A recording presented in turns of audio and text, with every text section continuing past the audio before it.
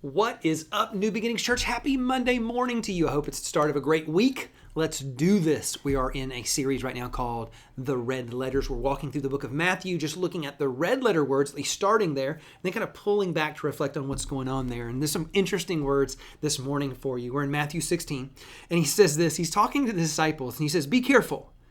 Be on your guard against the yeast of the Pharisees and the Sadducees."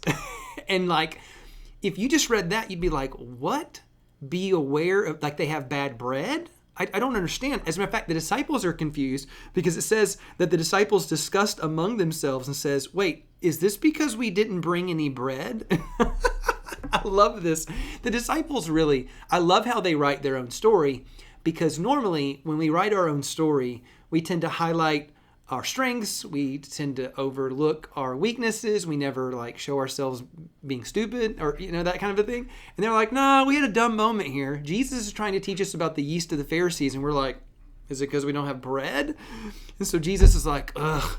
And he goes on, he goes, how is it that you don't understand that I was not talking to you about bread, but be on your guard against the yeast of the Pharisees and the Sadducees? And so he goes on to say, look, the Pharisees and the Sadducees were spiritual and societal and political leaders even of the nation of Israel.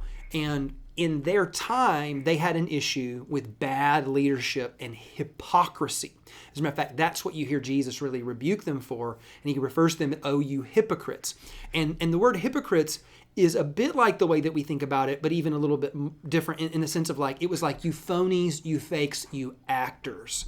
You say one thing, but you really do another. There was a lot of hypocrisy. And so he's giving his disciples a very, very valuable principle and lesson here. He goes, hey, beware of the yeast of the Pharisees and the Sadducees. Don't ever get caught in acting, in faking it, or in any type of hypocrisy. One of the things that I think we want to pursue is authenticity. That's really a way of saying an honesty of personality, if you will. I don't want to have this personality that's fake and phony. What you see on Sunday is different than what you see on Friday. It's different. What work taught is different than church taught, which is different than hobby taught, or I'm just making up stuff now. But I want to be the same person all the time. I just want to be real. I want to be genuine, and I want to be authentic. Now, to pull that off, it requires, I think, a level of humility. Sometimes it's our pride and ego that tries to present a front to other people, and we're trying to impress other people or make a show for other people. And so being authentic requires unbelievable humility.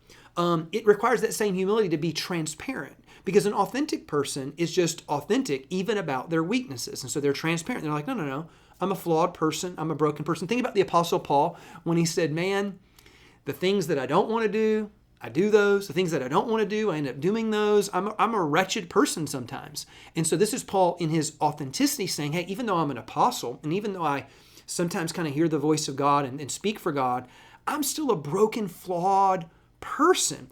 And when you do that, I think that a few things happen. Number one, you become a much more likable person. Have you ever noticed that? People that are open about their flaws and who they are, they endear themselves to you. They are more likable. The other thing is that they're more trustworthy. And even if they're honest about their flaws, at least you know what you're getting, and you know to what degree that you can actually trust people. And here's the other thing that you'll develop if you develop some authenticity.